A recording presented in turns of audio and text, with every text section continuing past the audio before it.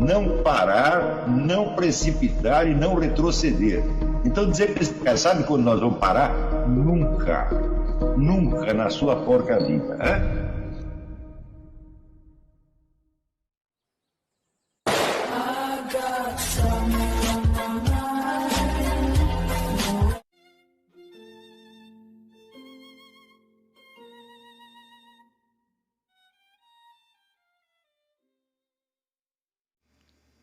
E aí pessoal, tranquilo?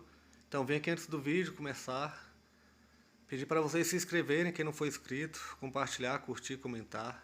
Quem puder seja membro do canal, que isso ajuda bastante. Tem também o link do Apoia-se. Quem puder ajudar nosso canal e apoiar financeiramente vai ser muito bem-vindo. Mas o mais importante é transmitir o conteúdo e os conhecimentos do professor Olavo de Carvalho para mais e mais brasileiros. Então compartilhe e ajude aí nossa causa. Muito obrigado a todos os membros, apoiadores do canal. Fico muito feliz. Tenho certeza que a gente está no caminho certo. Então fiquem com o vídeo e até mais. Valeu! Aquilo, tá certo? Lembre-se que na outra aula também me referi ao negócio de honrar pai e mãe. Quer dizer, se o seu pai teve defeitos ou cometeu pecados, ele legou para você uma dívida. Você que tem que pagar a dívida dele em vez de ficar falando mal dele. Quanto mais você criticar o seu pai ou sua mãe, mas você está se sujando, porque você está não só está deixando de pagar a dívida, como você ainda está aumentando. Né? Quer dizer que você, em vez de reconhecer que a dívida é sua, você está fingindo que você é o cobrador, em vez de ser o devedor, como você realmente é. Tá certo? Quer dizer, se seu pai deixou débitos, seja no sentido financeiro ou no sentido moral, é você que tem que pagá-los. E na medida que paga, você limpa a imagem dele. Então, do mesmo modo, se numa pessoa com a qual nós temos débitos, tá certo? Intelectuais, por exemplo, você repara defeitos, fala, bom, está na hora de você consertar. Vou te dar outro exemplo. O Otto Maria Carpo, tá certo? O Otto Maria Carpo, ele sempre deixou uma dúvida, uma interrogação sobre quais eram as suas ideias políticas no período austríaco. Ele, de certo modo, varreu isso para baixo do tapete, porque logo ao chegar ao Brasil, ele primeiro sofreu uma campanha de difamação brutal da parte do Partido Comunista. Porém, mais tarde, ele se tornou dependente do Partido Comunista para fins profissionais. Quer dizer que se não tivesse o lobby do partido, ele não teria emprego. Então, a atitude deles com relação ao Carpo mudou e a atitude dele também mudou. Na medida que mudou, então, ele mais ainda tinha um motivo para ocultar as suas opiniões do período austríaco. No começo ele ocultava porque ele estava triste com o que tinha acontecido lá, tinha saído fugido, e não, simplesmente por tristeza não queria lembrar do período. Porém, mais tarde ele tinha também um motivo político para o ocultar. Isso quer dizer que ele era um covarde, que ele era um omisso? Não, não. A gente tem que tentar compreender isso aí e, vamos dizer, contrastar, colocar na balança o que representou esta atitude, que é uma atitude não das melhores, certamente, não muito louvável, tá certo? Mas também não totalmente condenável, com o bem que o homem fez. E botando uma coisa na balança e a outra, fala, bom, em que ele nos prejudicou ao ocultar os seus escritos do período austríaco? Em nada. Isso não se compara com tudo o que ele nos deu, o que ele escreveu no Brasil, em português, e passou para nós, tornando-se o maior historiador literário, o maior crítico literário brasileiro de todos os tempos. Então, este episódio deve ser colocado dentro do conjunto e ser compreendido como uma tragédia. Quer dizer, uma tragédia pessoal que ele viveu e que acabou, no fim das contas, por esterilizá-lo, porque nos últimos 20 anos de vida ele não produziu mais nada que fosse relevante. Então nós temos que compreender esse conflito, tá certo? E entender que no lugar dele talvez nós não tivéssemos feito melhor. Não se esqueçam que naquele período havia uma ditadura de direita no Brasil, e todo mundo que tivesse qualquer ligação com a esquerda tinha todo o direito de ter medo daquilo. Tá certo? Então, note-se que ele ainda teve o mérito de, em vez de procurar a proteção do establishment, ele procurou a proteção justamente de quem estava na oposição. Então não se pode dizer que foi um ato de covardia, foi uma acomodação. Por outro lado, eu sei, através da correspondência do Carpo com o seu grande amigo Pedro Trompovski, que foi o cara que me chamou. Pedro Trompovski é um sujeito que é comunista, né? Mas ele disse, olha, o único biógrafo confiável do Carpo é você, então eu vou passar esse material para você. E me passou a correspondência dele, que eu ainda não publiquei, espero publicar um dia. E nessa correspondência se vê que o Carpo e a esposa dele, Dona Helena, eram continuamente alimentados de falsas informações por parte do pessoal do partido, enfatizando as perseguições que eles poderiam sofrer. Eles acreditavam que a casa deles estava constantemente sob observação e que até tinha tanques de guerra ali em volta. Então, que dar uma diversa informação, é claro que era o pessoal do partido, para manter os dois velhinhos aterrorizados. E, de fato, não estava acontecendo nada, porque o Carpo nunca, na prática, ele nunca sofreu nada. Houve um processo contra ele, processo por subversão, por causa de um artigo que ele publicou. Chegou na justiça, o próprio promotor mandou arquivar aquilo e o Carpo não ficou preso nem por 2 minutos. Ele simplesmente foi lá para responder o processo, chegou lá, o promotor falou, não tem processo nenhum, o senhor está livre, vai para casa. Então, isso foi tudo. No entanto, havia, na época, muito este processo de intimidação mútua dentro do pessoal da esquerda. Eu sei, porque eu recebia notícias escabrosas a todo momento, né? Teve uma parente minha uma contraparente minha, que ficou presa, acho que uns 7 meses, e disseram que tinham batido tanto nela que ela tinha perdido um rim. Eu sei o seguinte, eu sei que ela saiu da cadeia melhor do que entrou, em matéria de saúde. Como é que eu sei? Porque eu estava com ela na véspera que ela foi presa, e quando ela saiu da cadeia fui eu que fui buscar. E ela estava radiante de saúde, então não pode ter perdido rim nenhum. Mas, no entanto, durante os 7 meses aquilo circulou nos meios esquerdistas, comunistas e pró-comunistas como se fosse a mais pura verdade, e eu acreditando que quando eu chegasse lá na cadeia para buscar a velha, ia catar um cadáver, um semicadáver, né? Então, o Carpo parece que ele acreditou em tudo o que disseram para ele. Tá certo? Que meio tinha ele de verificar? Nenhum. Que prática tinha ele de militância esquerdista? Nenhuma. Ele nunca nunca foi membro do partido, nunca foi militante da esquerda, então ele não sabia os costumes dessas pessoas. Então, ele foi feito de trouxa. Ele criou uma relação de dependência com relação ao pessoal do partidão, que o colocou numa posição moral muito extrema, porque o Carpo era um católico, era um crente. Tá certo? E ele escondia isso. Tanto que o Antônio Weiss, né, que é super esquerdista também, ele conta que o Carpo rezava escondido, para o pessoal do partido não saber, para não pagar mico perante o pessoal do partido.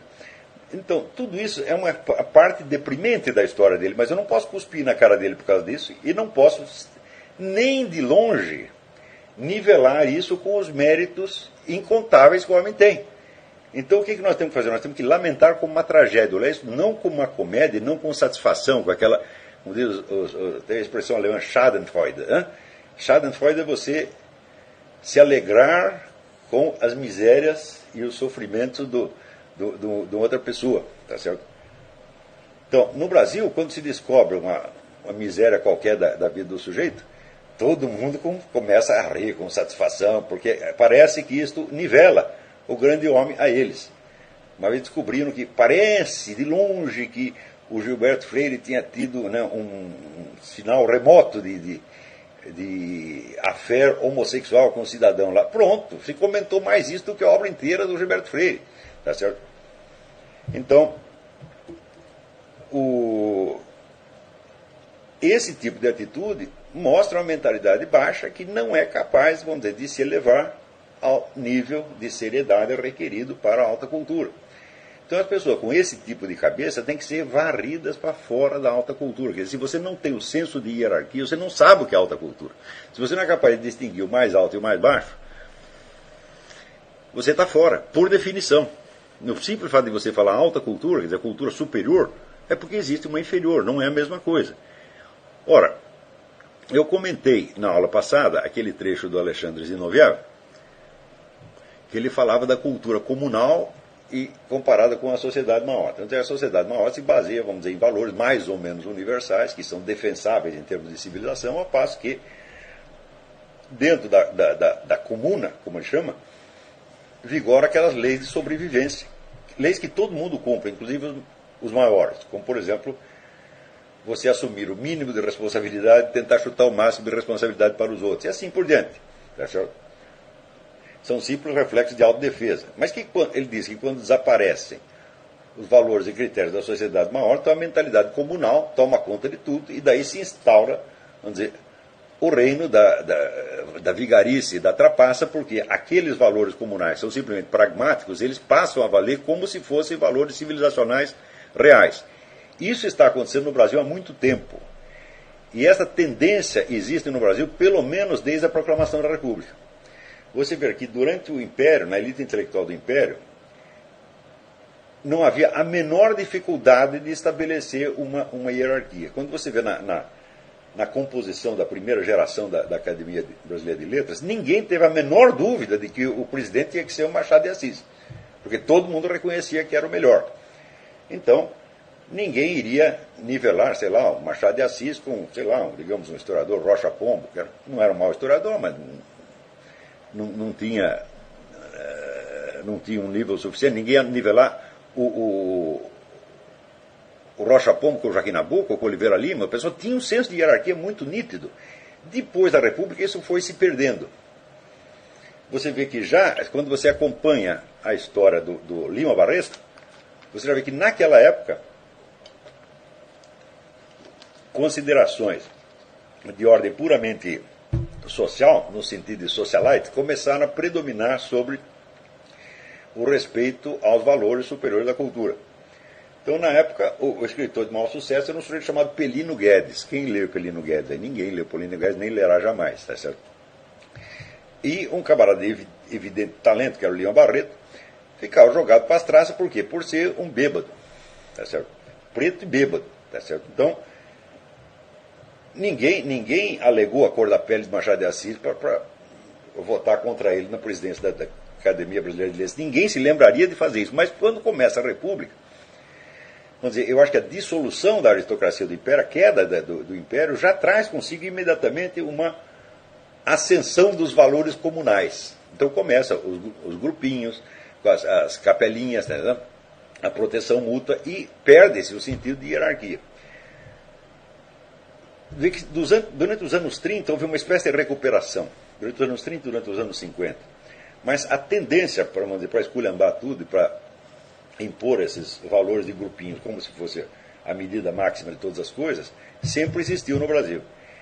E após o advento da chamada nova, já durante o período militar isso acontecia, mas tanto que você vê que no período militar, em plena ditadura militar, o Gustavo Corsão, que era provavelmente o maior escritor brasileiro vivo, foi varrido para fora do globo pelos comunistas que estavam lá dentro, Luiz Garcia e outros.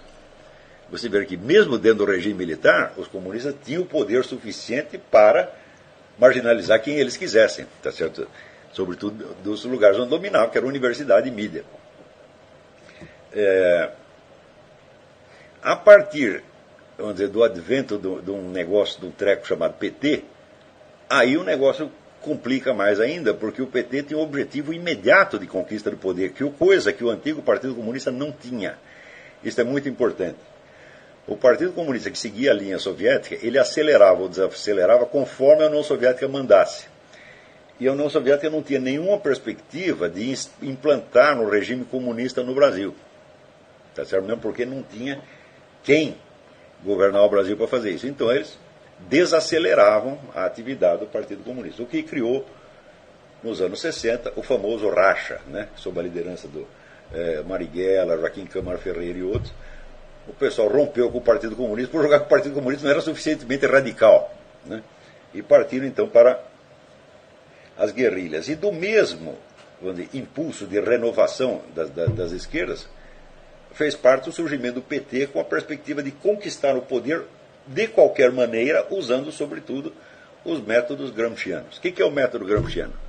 O método gramsciano é chamado Revolução Cultural. A Revolução Cultural consiste em fazer com que a sociedade inteira, que numa sociedade todo mundo pense como comunista, sinta como comunista, haja como comunista, sem saber que é comunista. Isso é literalmente assim. De modo, diz o Gramsci, que o partido que conduz o processo, não precisa ser necessariamente um partido com o nome de Partido Comunista, pode ser qualquer coisa, tá certo? Se torne adquira, diz ele, o poder onipresente e invisível do imperativo categórico de um mandamento divino. Aquilo que todo mundo obedece sem nem saber que está obedecendo. Então, é claro que a trapaça, a mentira, a camuflagem faz parte, não só faz parte do processo, mas ela é a essência do processo. Quer dizer, enganar todo mundo, fazer com que as pessoas mudem de opinião. Às vezes, sem mudar o discurso, isso é importante, quer dizer, você usando as mesmas palavras, os mesmos termos, os mesmos símbolos, você gradativamente vai injetando outro significado prático, pragmático na coisa. Isso é exatamente nisso que consiste a Revolução Cultural. Então, a Revolução Cultural foi o fator, vamos dizer, mais decisivo na debacle moral brasileira. Por quê? Para lhe dar um exemplo do que aconteceu, de como se fez isso. Veja que até os anos 70, as organizações esquerdistas eram todas contra as instituições de caridade que eles pareciam ser uma parte integrante do aparato burguês. As instituições de caridade criavam um alívio postiço de modo a impedir a revolta das classes menos favorecidas. Então aparece um sujeito no meio chamado Heber de Souza, o Betinho, e diz, não, vocês estão muito enganados, essas organizações são muito importantes para nós. Nós não temos que ser contra a caridade pública, nós temos que tomar essas organizações de modo a que elas passem a nos servir. Então, tomaram as organizações de caridade, criaram a campanha do Betinho, etc., etc., usando o mesmo vocabulário cristão, caritativo, etc., etc., de antes, mas gradativamente colocando ali dentro a nuance, mais ou menos subconsciente, de que não se fazia caridade pelos motivos cristãos tradicionais, mas visando a instauração de uma, aspas, sociedade mais justa, ou seja, sociedade sem classes.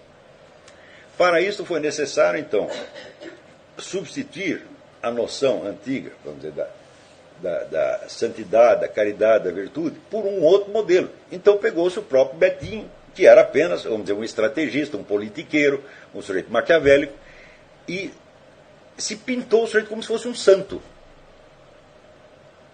Houve gente que realmente propusesse a beatificação do Betinho. Então, este episódio do Betinho mostra como o que havia, vamos dizer, de pior, de mais maligno, mais malicioso na sociedade, de repente foi cultuado como santo. E não aconteceu só no caso do Betinho. Gradativamente, as imagens de virtude que se colocavam em público eram invariavelmente não pessoas que tinham realmente virtudes identificáveis, mas pessoas que simplesmente estavam seguindo a linha do PT. Porra. Então, isto passou a ser a virtude. O povo, vendo a superposição, vamos dizer, da linguagem antiga e dos personagens modernos incumbidos de personificá-la, confundia uma coisa com outra. Quer dizer, aceitava tomar um Betinho ou outras pessoas desse tipo como se fosse realmente imagem de virtude no sentido antigo. Então, é claro que isso é a corrupção completa, não da moralidade, presta atenção, mas do próprio senso moral, do próprio sentimento moral. Eles falam em corrupção da moralidade, degradação da moralidade, até estou publicando um artigo sobre isso no Diário do Comércio.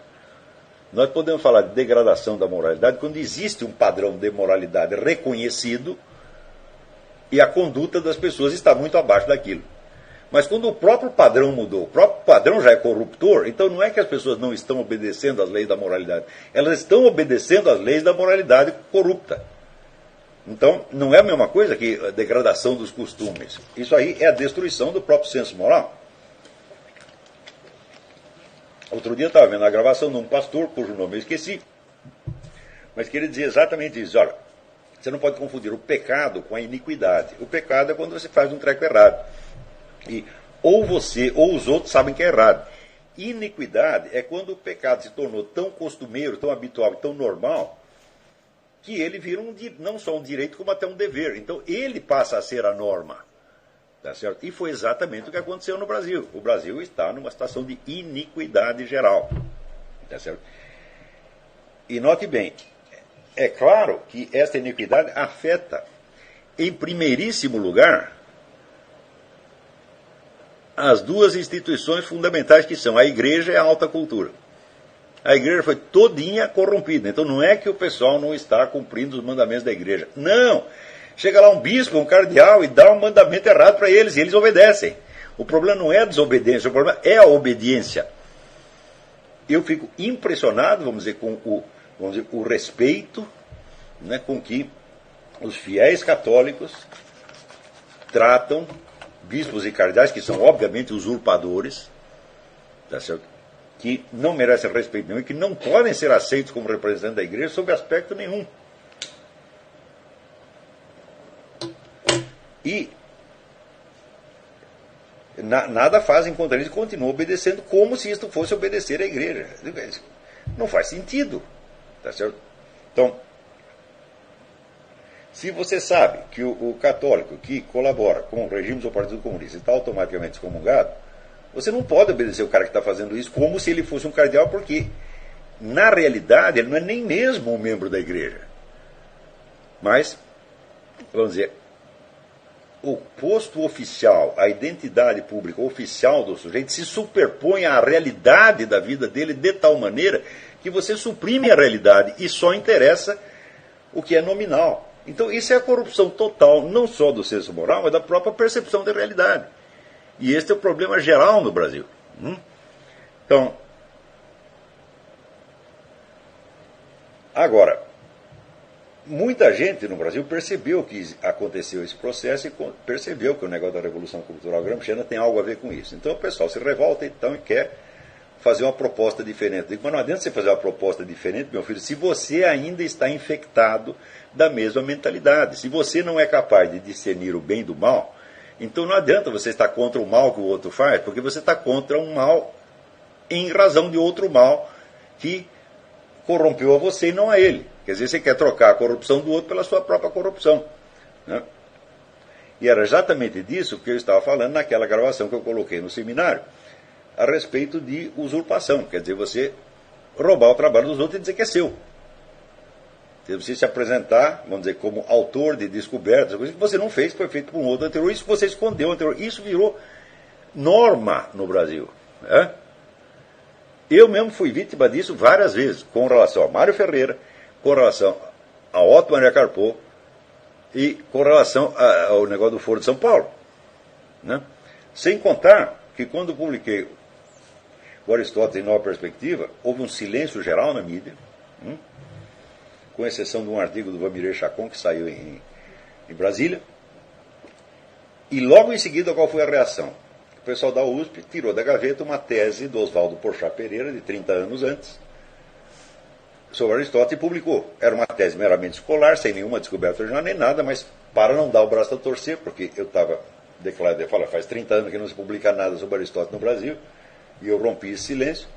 Daí eles imediatamente tiveram que publicar para dizer, nós também. Quer dizer, tudo isso aí é uma mentalidade muito mesquinha, mentalidade de grupelho, de autodefesa, é mentalidade comunal, como diria o Zinoviev, tá certo? E nós não poderíamos fazer nada pela cultura brasileira se nós estivermos infectados da mesma mentalidade. Nós temos que entrar em campo com uma mentalidade de honestidade estrita, de idoneidade e de retidão, senão não adianta. Senão você simplesmente vai trocar uma putaria por outra putaria. Isso aí não adianta. Tá certo? E você ter outras ideias políticas não te torna melhor, absolutamente. Quer dizer, você julgar que a sua maldade pode ser compensada pelo fato de que você adotou uma ideia política é exatamente você cair no critério ideológico. Quer dizer, o que interessa não é o bem e o mal absoluto, mas é a corrente política que você está ajudando. Isso aí é pensar como comunista, mesmíssima coisa.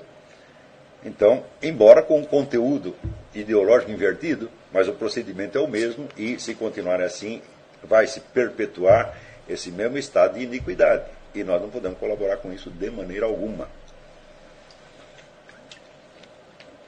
Estou me referindo novamente a isso pelo fato de que esta semana saiu lá na revista Dicta e Contradicta uma entrevista do seu Mauro Sammartino, posando como se fosse o grande descobridor do Mário Ferreira, quando, obviamente, ele não conseguia entender nada do Mário Ferreira até ler a introdução que eu escrevi para a Sabedoria das Leis Eternas. Foi a partir daquela introdução que as pessoas puderam enxergar o Mário Ferreira numa certa perspectiva. não é certo dizer que eu integrei o Mário Ferreira na cultura brasileira, porque não há uma cultura brasileira na qual ele possa ser integrado. Tá certo? Eu simplesmente o tornei inteligível para um público leitor que antes ficava perdido no meio daquele oceano de papéis. Então, de novo, insistiram nessa história. Quer dizer, até onde vai isso? Não estou falando isso por ter sido eu a vítima, porque quando a vítima foi o Mário Ferreira, foi o Carpo, fui eu o primeiro que fui lá defender a honra dos falecidos, né? E com o São Gilberto Freire, mesmíssima coisa, que quando entrou na moda cuspir na imagem do falecido, né? Você pegar leves suspeitas indefinidas, tá certo? E encobrir com elas a obra inteira que o sujeito fez, também fui eu que estou lá protestando. Como agora também estou protestando, no próximo programa Troll Speak vou falar disso, vou protestar contra, vamos dizer, a marginalização do Ângelo Monteiro, que é um excelente poeta, ensaísta e filósofo pernambucano, que atualmente o pessoal fala em cultura pernambucana e esquece o Ângelo Monteiro, que já estava fazendo coisa melhor do que eles 10 anos antes. Então, este tipo de coisa, isto tem que parar. E nós aqui, sobretudo nós do seminário, nós não temos o direito nem mesmo de pensar em praticar uma coisa dessa. Nunca. Tá? Então, é isso.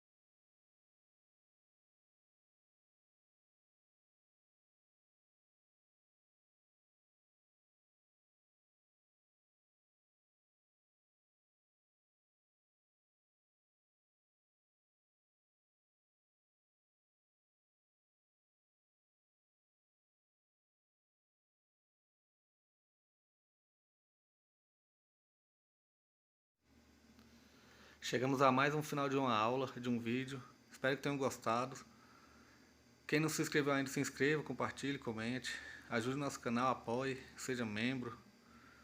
E ajude o nosso canal a chegar a cada dia a mais brasileiros que precisam muito do conhecimento do professor Olavo de Carvalho. Então é isso aí, fique com Deus, até o próximo. Valeu! Então é isso aí, pessoal. Que é o nosso canal. Que são alguns livros que eu já li. A maioria foi doação, mas alguns eu adquiri, professor Olavo de Carvalho. Alguns livros se perderam aí que eu emprestei. Professor Alexandre Costa. A Bíblia Sagrada. 10 lições sobre Karl Marx. Indico a não ler esse livro, que é muito ruim mesmo. Alguns pensadores aqui que realmente, como o professor Olavo de Carvalho disse, não são pensadores. Valeu, tamo junto aí. Apoie nosso canal, seja membro.